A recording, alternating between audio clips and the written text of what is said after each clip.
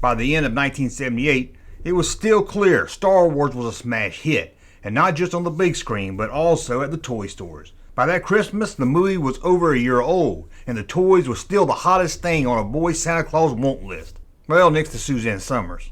Every company wanted to have the next Star Wars toys for 1979. Mego went to the TV route as they cashed in on the television show Buck Rogers. Mattel set their eyes on something more related to Star Wars. When George Lucas couldn't get the rights to make a big screen movie of Flash Gordon, he turned to making his own science fiction film. Now with the name Flash Gordon being talked about, it was time to bring it back, this time to the small screen. In 1979, Film Nation would produce a cartoon series called The New Adventures of Flash Gordon. And to help kids get into the show, Mattel was given the rights to make action figures. 4 figures would kick off the series in 1979. The main hero himself, Flash Gordon, in a red long-sleeve shirt. The evil Ming, wearing his signature skin-tight hat.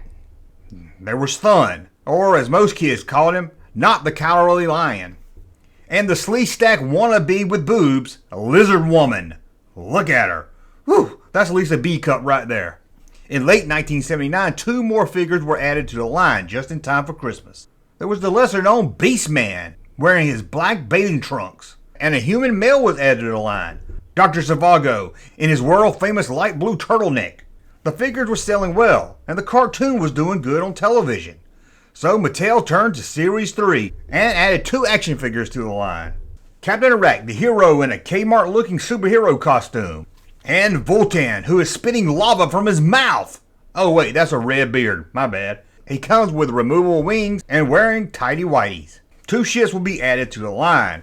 Ming's space shuttle will be a clear plastic tube that I guess looked like a ship, and Ming could sit inside. To be honest with you, it looked more like he was going to drive the local wives of the Moose Lodge to their bingo game rather than take over the world. The big daddy of the toy line was Flash's rocket ship. This was nothing more than a big balloon. That's right, it was an inflatable toy ship. You could use it to bounce around your room until you knocked over a lamp or the TV tray, and then it would bump into the popcorn ceiling and pop. Don't worry, there was a small rocket ship on top that looked kinda like the Ming space shuttle, but a different color. And you could put figures inside of it, and you could detach it to play with it once you popped your big balloon. Or your mom took it away for knocking over those boiling peanuts she was boiling for Aunt Casey to have after their weekly game of Racco.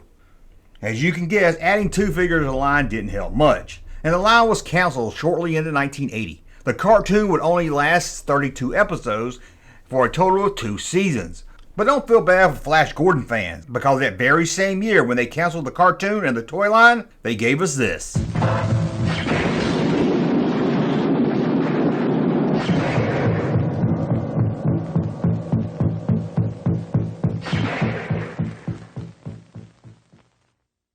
Hey, Junkman channel popping though. Thank you, sir, for that unsolicited testimony.